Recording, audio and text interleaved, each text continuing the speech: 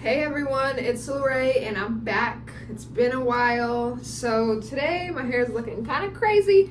I had it in a ponytail, but I'm getting ready to go to the gym and I just hate when my hair is like hanging low. So I just wanted to get on here and say that I hope everyone has been doing well. Times have been crazy. At least things have been crazy for me. And so I think just prioritizing myself, making sure that my needs are met before anyone else's, whether that's a job, whether that's friends, whether that's, anyone else involved in your life. It's most important that you're taking care of and you're taking care of yourself. So today I got on some of my Fabletics clothes. I don't know if you can see. These are some of my favorite shorts. They're so comfortable and they have the pockets. If you're like me, when you work out, you definitely want the pockets. So I definitely recommend checking out Fabletics if you're looking for some good workout clothing. They have everything you need. So I'm just gonna head to the gym, get some self-care in, and bring you guys along. So come on, let's go. Okay, so real quick before I go to the gym, I wanted to show you guys my little baby that's really struggling. So if you have an elephant ear plant, please let me know.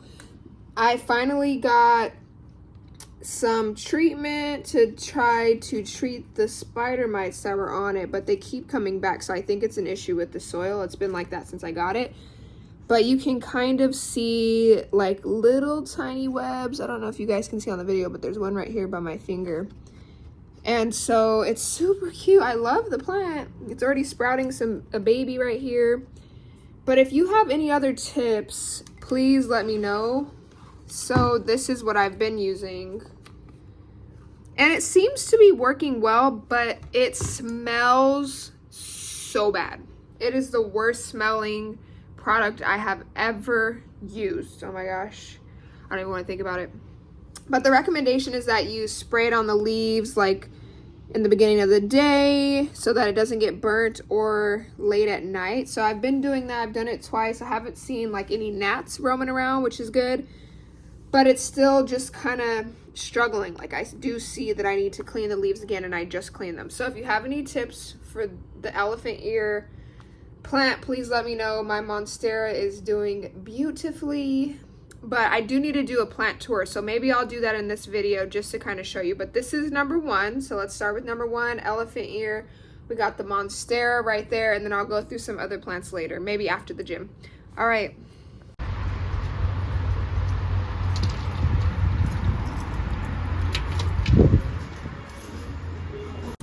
Whew, just finished at the gym, feeling good. I got a nice sweat in, got my workout tracked on my Apple Watch.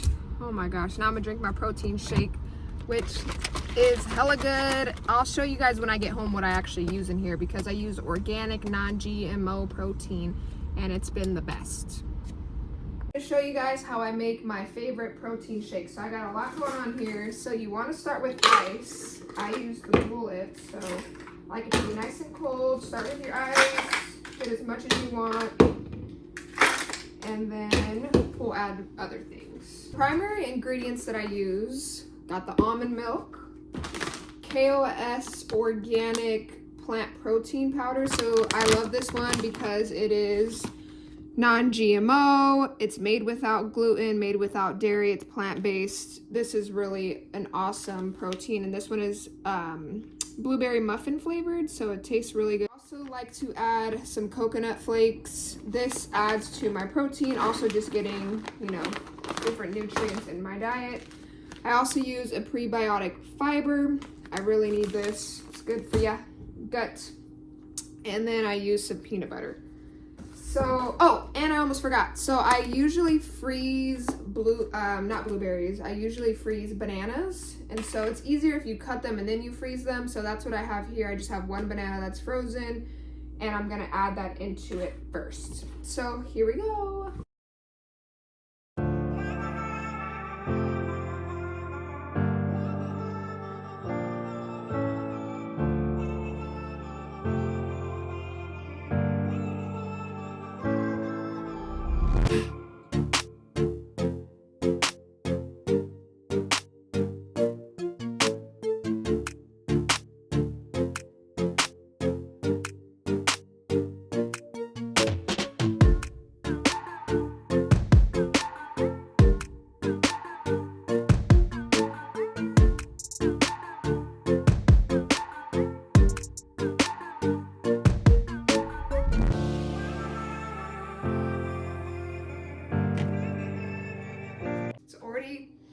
looking and smelling so good, and it pairs so well.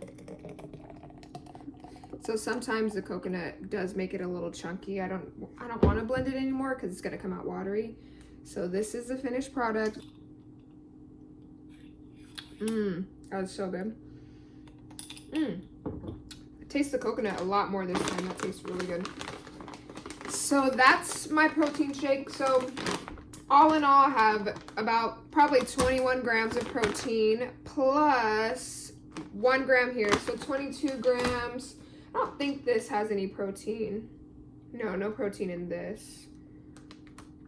So just from this smoothie, I'm getting 21 between those two, and then 8 grams for 2 tablespoons. So I'm getting 4 grams from this. So about 25 grams of protein, and I'm gonna have this before dinner to refuel and make sure that I'm not like snacking or having unhealthy foods.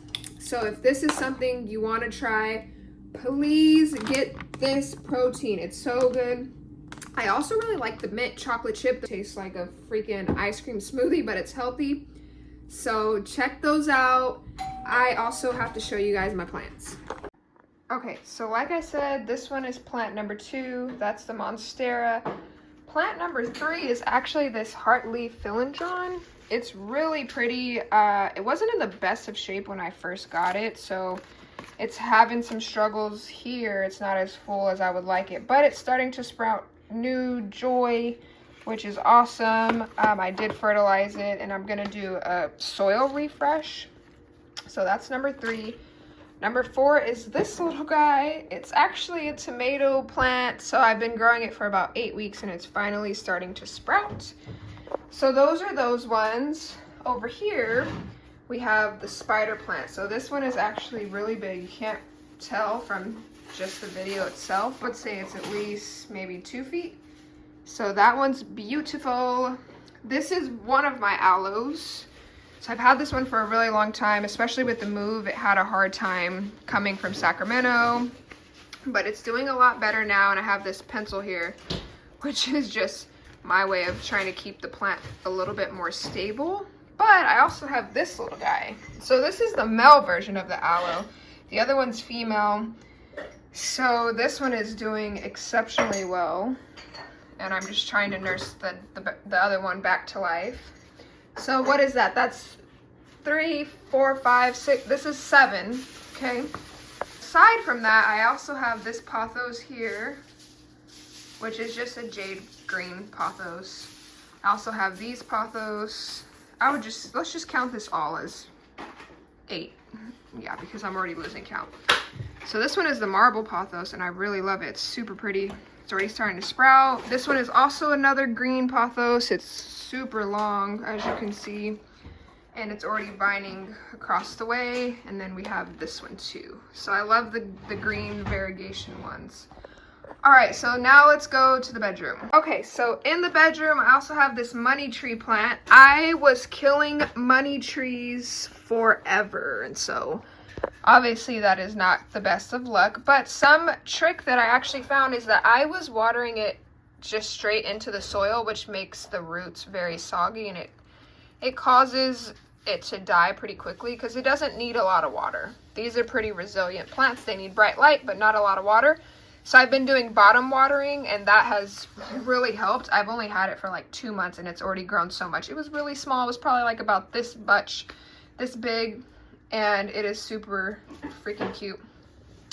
I have this guy, and this one has been struggling. So this is a fern, and for some reason I think the lighting is too harsh here, because when I first got it, like within the next like 2 days of getting it, it just started turning brown. It was a lot bigger, a lot more lush, and so I haven't quite figured this one out. This one probably needs the most love, but I don't know what's going on with it. It might just be bad soil, because I have looked at it and it looks like this was literally pulled from the ground, and there's probably a lot of trauma.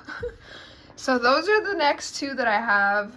The money tree is probably one of my favorites so far because I've gone through so many, especially from Home Depot. They don't have the best plants all the time. So those are those. I also have this one. So this is similar to the heartleaf philodendron that I showed you, but this one is just a neon version. So it's really, really pretty. I love that I can actually allow it to hang up. It's starting to vine down. It's super cute. I'm so in love with that one. It's pretty easy to maintain too. You know, I do mist it. I do water it regularly, but in that little corner, it's perfect. It gets the best lighting.